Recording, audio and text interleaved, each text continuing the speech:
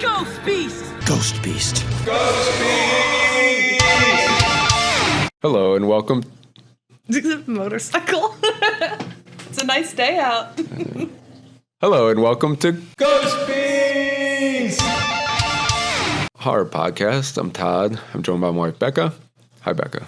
Hi. Man, we haven't recorded in a while because we've both been incredibly sick. Yeah. So that might still be in our voices. I don't know. I definitely was starting to feel invincible because I've been sick in like over a year.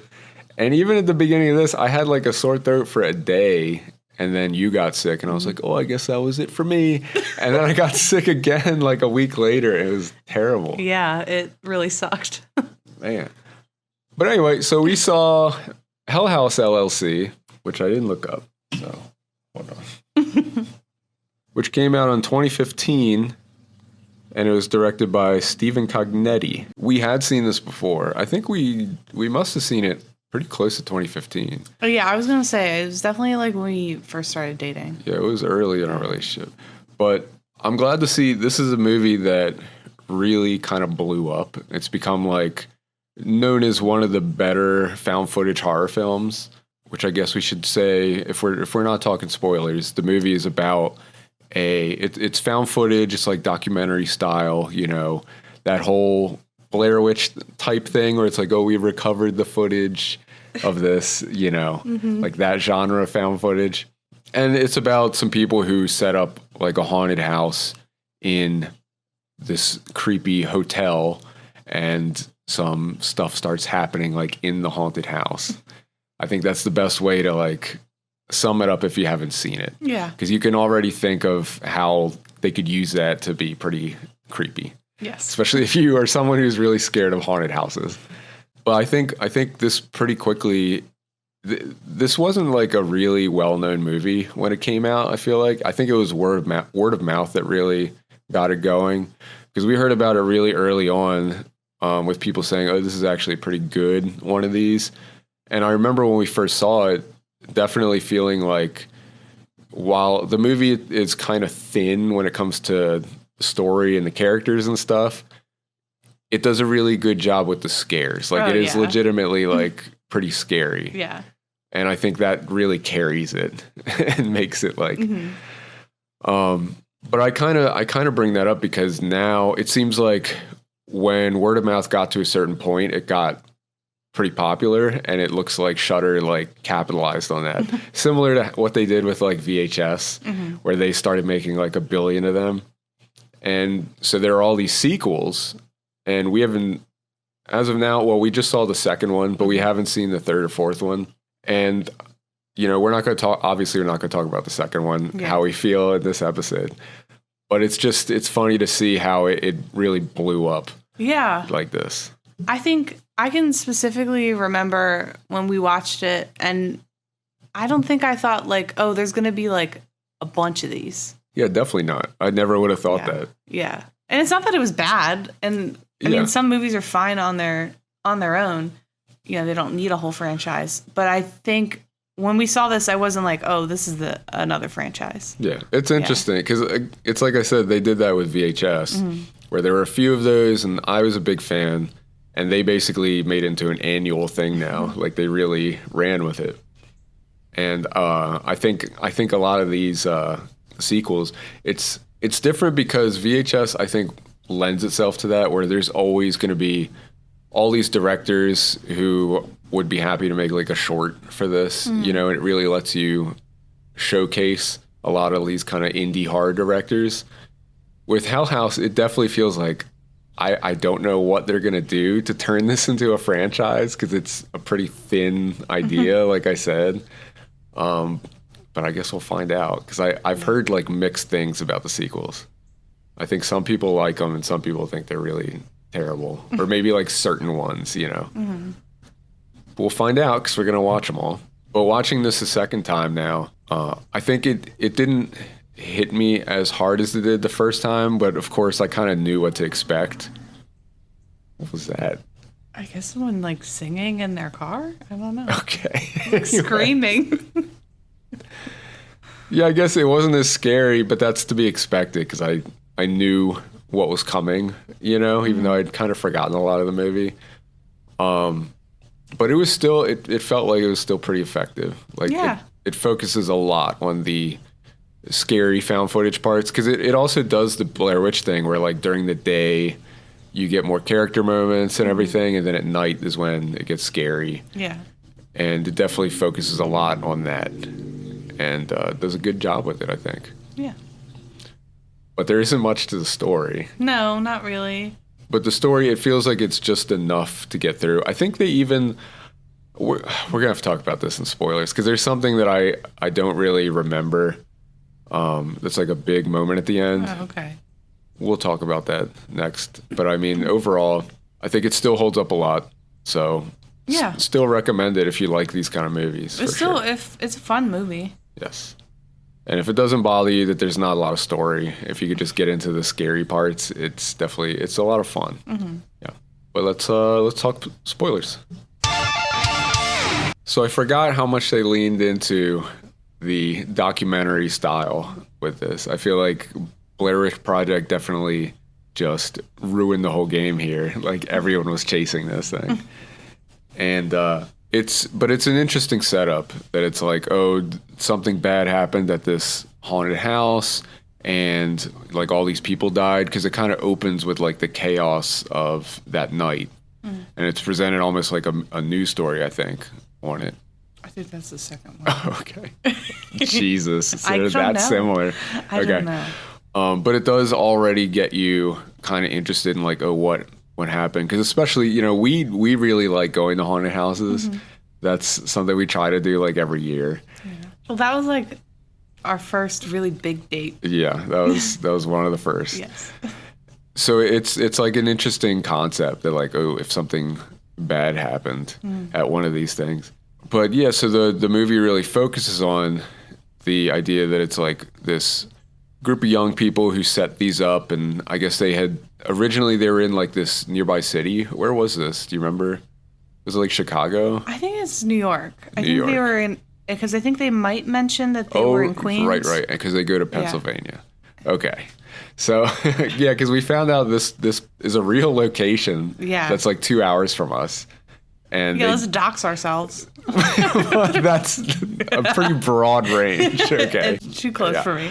But it's like, we could conceivably go there. Yeah. And it's just interesting. So that makes sense that they were in New York, because they mentioned they were in the city and they'd moved out to the middle of nowhere. And that's like a point of contention with the characters. I don't think because they say that something happened in Queens. But do we ever find out what happened in Queens? Okay, that was what I was alluding to in the first part, is that you kind of, as the stuff starts happening, because I will say one of the things that's interesting about this is a lot of times with these kind of movies, especially with hauntings, in the beginning it'll be like little things will happen, but like, oh, they can get explained away or something. It's like this gradual buildup. But in this, it's like that first night, some weird shit is already happening, and they have it on tape, so they're able to show it to the other people. So it starts immediately becoming clear, like, something is wrong, like something is going on here. And it's interesting because it makes it feel a lot scarier that they just jump right into it like that, and it's effective stuff. Yeah. I mean, the way it's filmed is like, it's so good at capturing like suspense and like putting on the edge of your seat, because you're like, oh God, what is about to pop out? Because it's subtle enough that it's not completely in your face. It's just weird. It's like figures popping up that aren't really moving, and like that clown mannequin that's moving around. And so they're able to try and like brush stuff off as being like maybe they're getting pranked or something. Yeah. But there are certain characters who are like getting really freaked out. And so it starts to get to this point where it's like, well, why don't you just fucking leave? Like, obviously something horrible is happening here. Just leave.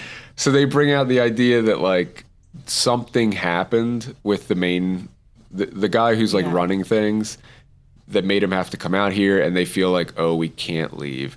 But I was going to say, like, did they explain what that is? No, I don't think so. And, like, how would we both miss it? Yeah, I was going to say, how do we both miss it?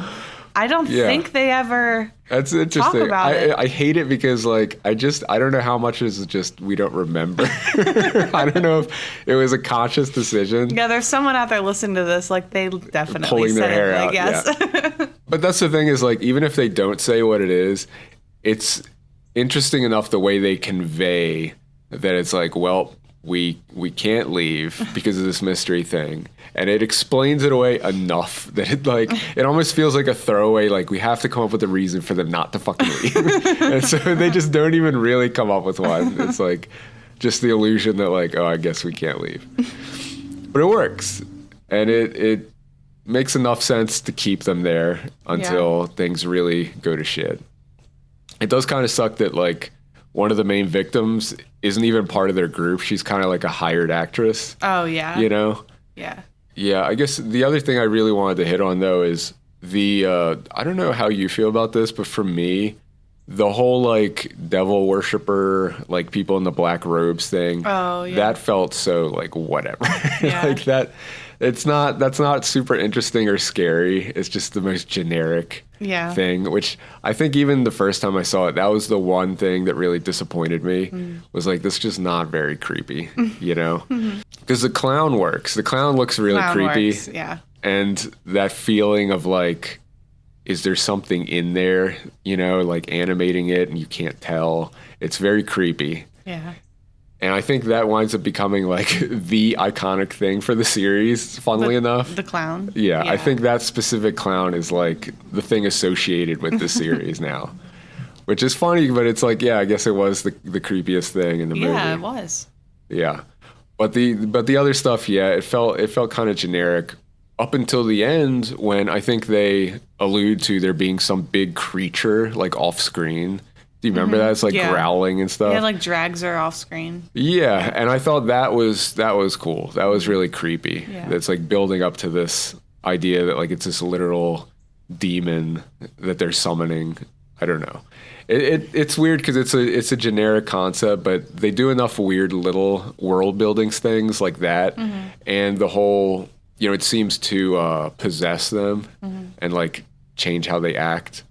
But it's also just creepy when the doors are closing and like trapping them in there. I think that idea is creepy because it's a pretty small location and it's, you know, just this big house, like you just walk out. Yeah, I think that they're alluding to the house being like an entity. Oh yeah, sort of too. So totally. Yeah, but I just think it's like it's a really cool decision because, you know, a lot of it's spent with them trying to leave and get to the exit, and then when they get there and the door closes and they can't get out, it just starts slowly making you feel like really trapped, and that makes it a lot scarier. Like it makes everything else feel a lot more effective. It does something similar to, not to spoil other movies, but movies like Ganjiam, you know, and what's the other one called?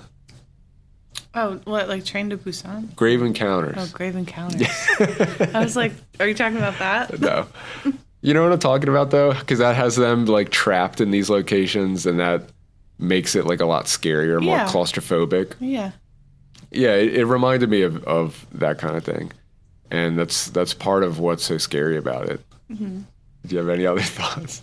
I mean, you had pointed this out before, and I agree with you. Like, they really know how to, like, scare you. And, like, I hate jump scares. I think it's cheap. And you hate clowns. Yes, I do. So I remember when I first watched this, especially because of the clown. Yeah. I was, like, not wanting to, like, look at the screen.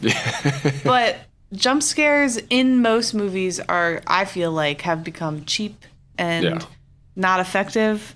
But for some reason, it's super effective. Like, it still got me. Like, I'm sure you you felt me jump a bunch of times. Well, I think it's because of the way they do it. Yeah. Like, part of it is there are those shots where you're, like, expecting there to be something, like, around the corner or down the hall or whatever, so you're just, like, staring at it. Yeah. And then nothing happens. So it knows what it's doing. It's building that tension. And then when there are the parts where the camera swings and there's just a thing there, like it winds up working and catching you off guard. Yeah, the cadence is always like perfect. Yeah, Like- and it's like you said, it doesn't feel cheap or Yeah. like forced or anything. Yeah. It's very effective. Yeah. Like I definitely appreciate it. I definitely want to talk up that part of the movie because that's one of the best things about it for Yeah. sure.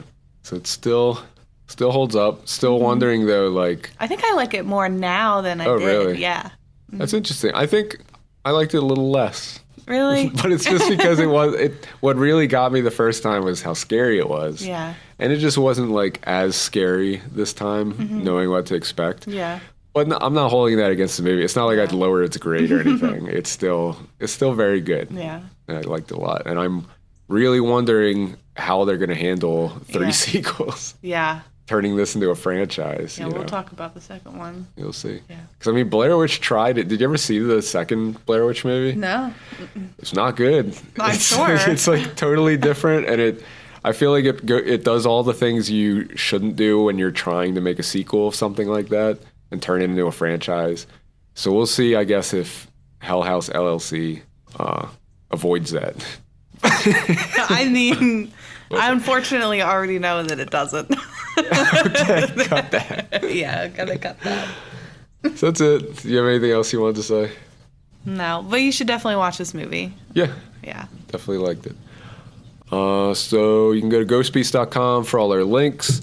You can search for Ghost Beast Pod or follow Ghost Beast on Letterboxd. I think pretty soon we're going to start adding stuff to the list on there, like on the show, at the end of the show. What do you mean? Like, you know how we have our conversations about where to put it Yeah. on the list? I think Oh, we'll do we that. should do that on the show. Yes, we'll do That's that. probably a good idea. We'll do that pretty soon. Yeah, we usually fun. sidebar and Yeah. and discuss Where to where put everything it. should go. It's fun. Yeah. But yeah, and you can contact us at podcast@ghostbeast.com with recommendations or, what are your thoughts on turning this movie into a whole series? That's it.